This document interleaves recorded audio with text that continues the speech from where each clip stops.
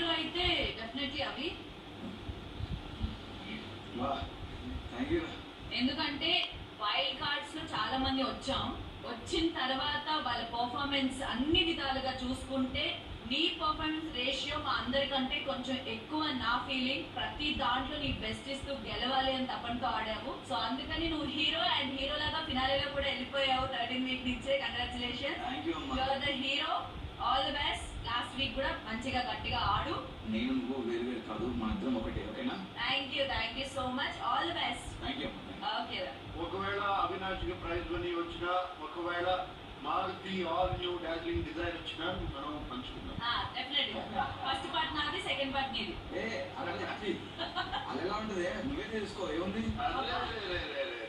ఇలా అంటాడు కానీ కావాలి మార్చి ప్లీజ్. చూస్తున్నా కదా, ఒక ఖాళీ చేయండి. Okay, all the best. Healthy bye.